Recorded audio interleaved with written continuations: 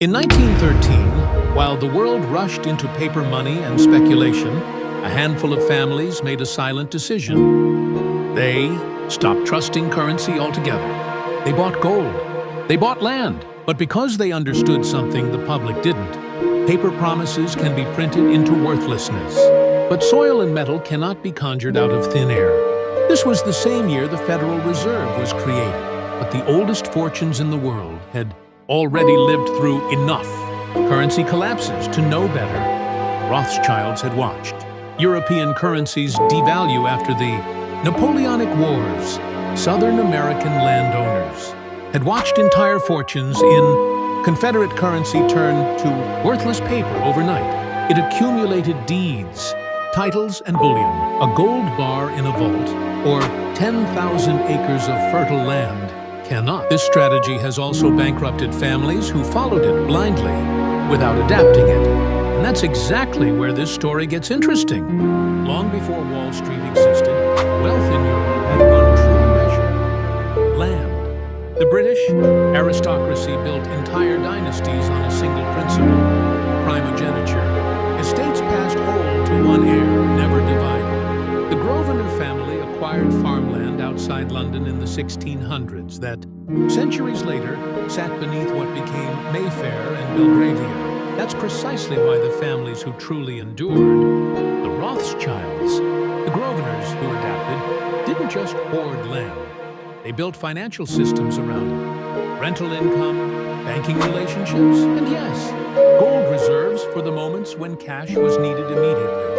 And the land itself couldn't be sold fast enough.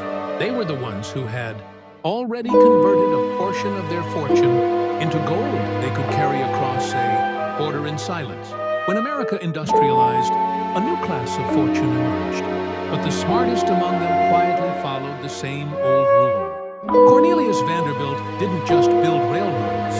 He acquired the land beneath and beside his rail, lines before anyone understood its future worth. Decades later, that land running through major American cities was worth more than the railroad business itself.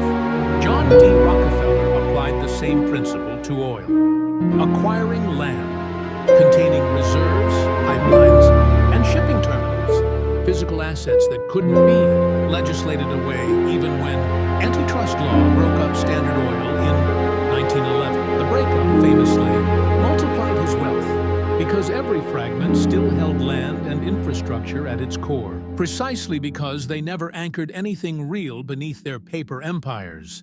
History remembers the ones who held land and gold. It was what they secured underneath the industry, while their competitors gambled everything on top of it. Meanwhile, families holding farmland and gold across the border in Switzerland preserved their entire net worth, untouched. Millions who placed their life savings into equities were destroyed. Land-owning families and those holding physical gold weathered the collapse in a fundamentally different position.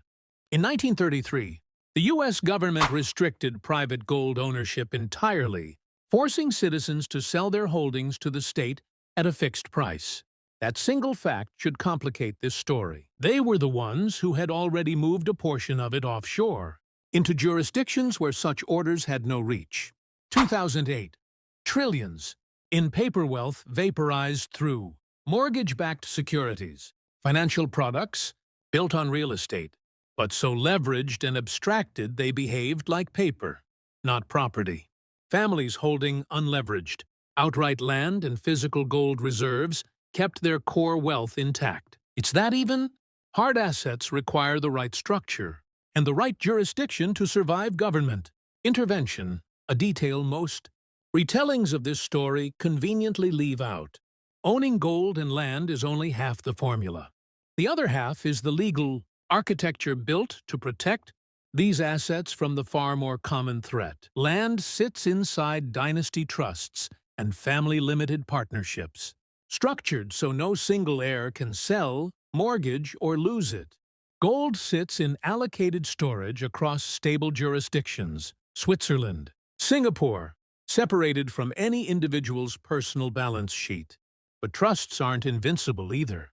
Some of the most publicized family fortune collapses in history, including infamous cases where Third generation, heirs successfully sued to dissolve or drain supposedly unbreakable trusts, prove that legal structure only works when it's designed by people who anticipate exactly how the next generation might try to break it.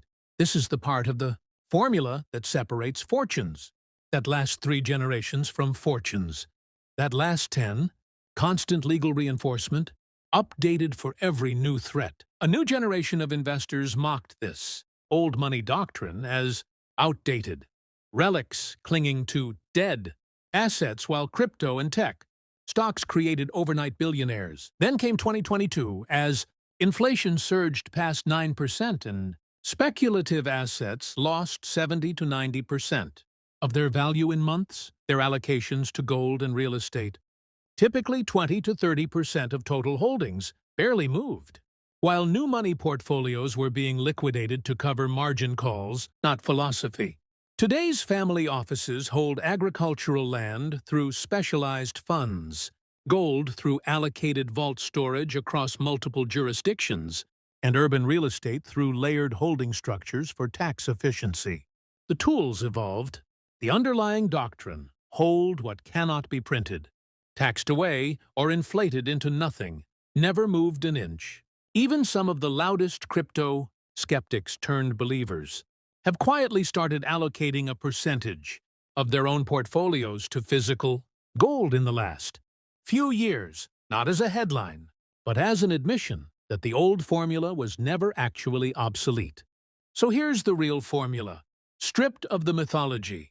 Build your visible fortune in whatever industry or era you find yourself in, but anchor a permanent, untouchable core and assets that exist independent of any government's promise. It survived not through brilliant timing, but through something far less exciting: decades of patience and a refusal to trust any single system completely. It's whether you're willing to hold anything, a strategy, an asset, a decision, long enough to find out.